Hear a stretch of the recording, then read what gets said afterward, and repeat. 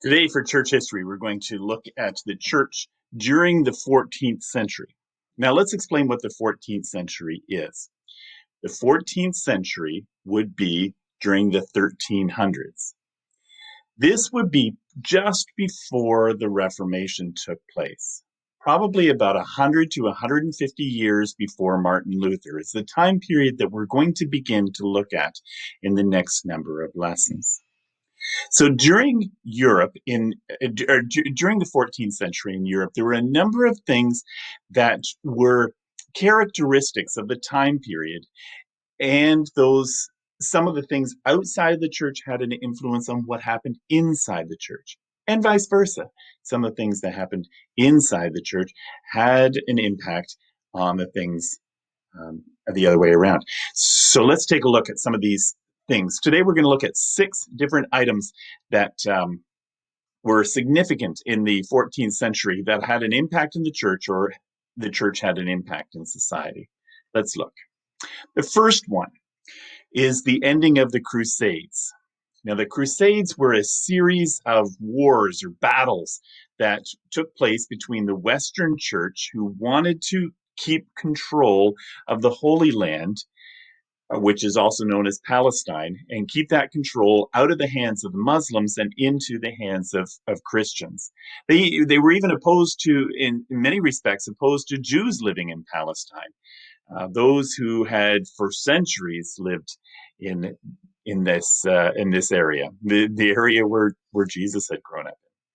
So during this time of Crusades, lasting for many decades, even longer than a century, during these periods of waves of invasions of European Christians who were attempting to take back Jerusalem and take back many of the areas that we read about in the Bible, there were some horrible things of what took place. There were battles, and oftentimes battles do bring about the worst of people. And so during these battles, there were things that were done wrong. Muslims did things wrong, Christians did things wrong, and were very sinful. Even the premise of the Crusades is questionable. The motivation that the church used to encourage people to go on these crusades, to fight the battles, promising salvation to warriors, if they would just go to bring back the Holy Land into their control. These things had a theological overtone that was just wrong. But after many of the campaigns, it was generally realized throughout Europe that they were a failure. They weren't able to hold on to Jerusalem for any significant period of time. The first crusade was probably the most successful, and there might have been 5-10 crusades that took place after that, or waves, depending on how you consider the big wave of Christians going into Palestine to free Jerusalem and Bethlehem and other areas that we would all recognize in the Bible. So the Crusades were ended, and that was a good thing. The other thing that happened during the 14th century was a rise in scholasticism. Well, what's that? I have a picture there of a university in Europe that was built during this period of time. And then there's another picture of a professor, really a monk, who was training other monks on how to read, to write, and to learn mathematics and science, Latin, Greek, Hebrew. Language studies would have been very important. And all of the methods that came out of this learning experience within the universities was based on reason and logic, and lots of discussion would happen.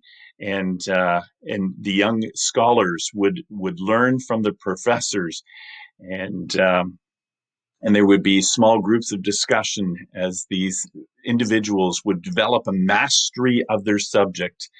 And so these universities grew up all around Europe.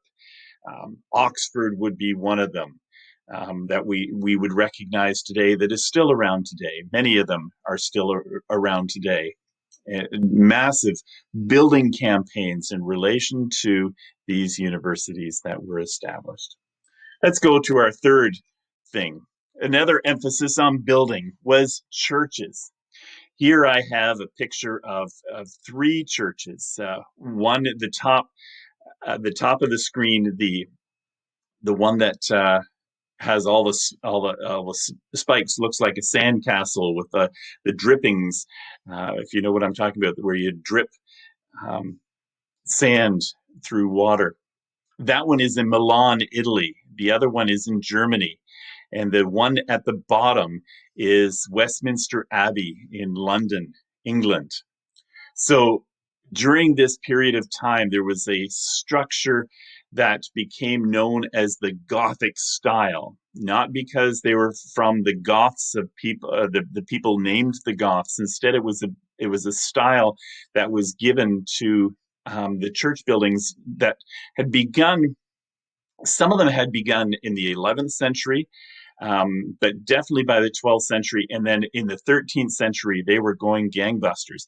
These buildings took decades. Some even took a century or more to build. There was an enormous cost to building these structures because the number of men and women who were required to, and even children, required to work on these. There were stonemasons. Glass wasn't too technologically advanced, but there were advancements in glass making. And so hundreds of people were employed in these big construction booms during the century. And one city would vie for their prestige by the size of the cathedral that they were able to build. And these expenses were paid for oftentimes by the sale of an indulgence. So a local bishop would want a monastery and a cathedral in his district, in his parish, and he would, with the blessing of the Pope, offer individuals freedom from purgatory, forgiveness of sin, based on their work or their donation of money to the development and the building of these massive buildings. Next, we're going to look at one of the things that happened during the 14th century, which had a significant impact on the church, was the Western Schism of the papacy. Now, a schism is a division or a divide. It's where, like a piece of paper, it gets torn in half, and it's really hard to put it together again. So this Western Schism of the papacy started when the Pope decided to move to a palace, a papal palace that was built in Avignon, France. And the Italians didn't particularly like the fact that the Pope had moved to France, and so the Italians wanted the papacy back in Rome, and so there eventually became elected two different popes, two bishops, one residing in Rome and one residing in Avignon, France. And they both claimed to be the Pope of the entire Christian world.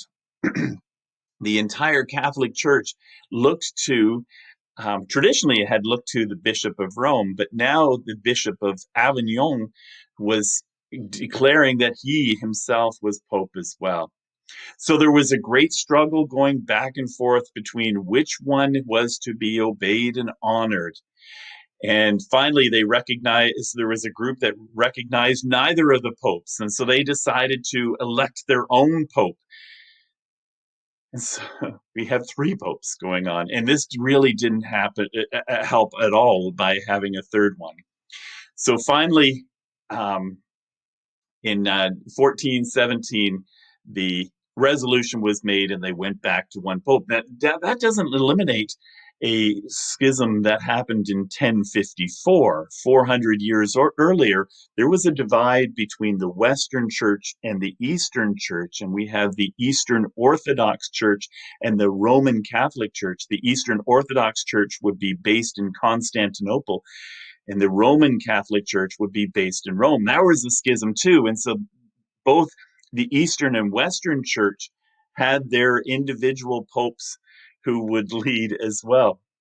And I know if you really want to get impressed, then there was another pope that happened in Africa, down in Ethiopia or Egypt. The Coptic Church was still growing at this time, so there were a number of popes. But in the Western European Church, there was a division, a schism within the papacy.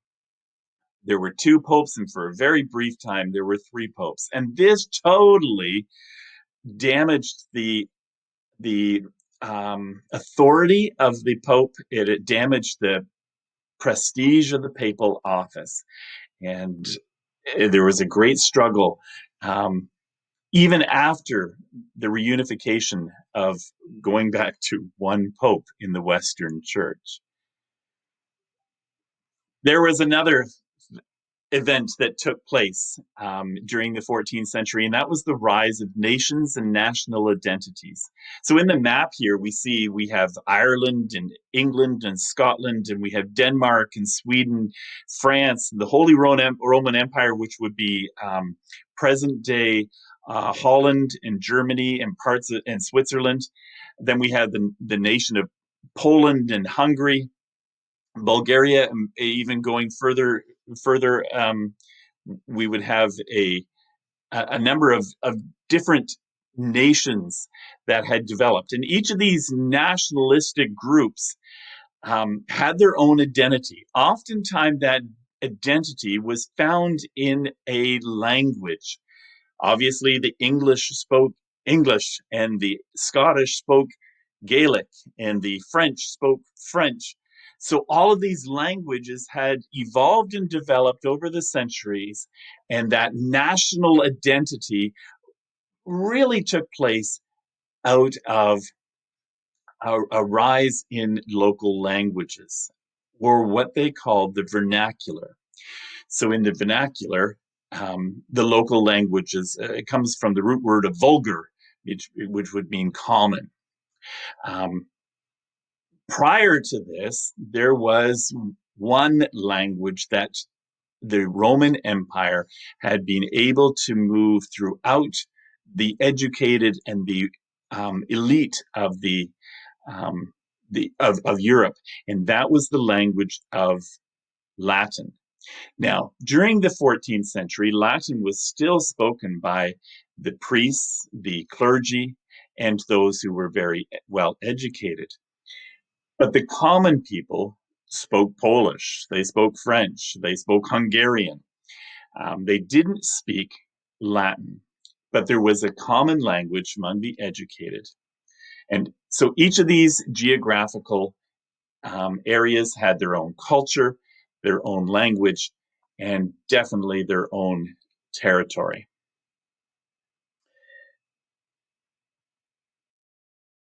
So here we have a number of different reasons that change was about to erupt during Western Europe. So in our next lesson, we're going to look at one man and how he was significant in bringing about a dramatic change throughout England that had an effect on the rest of the continent. So that is leading into our next lesson. Very good. Have a good day.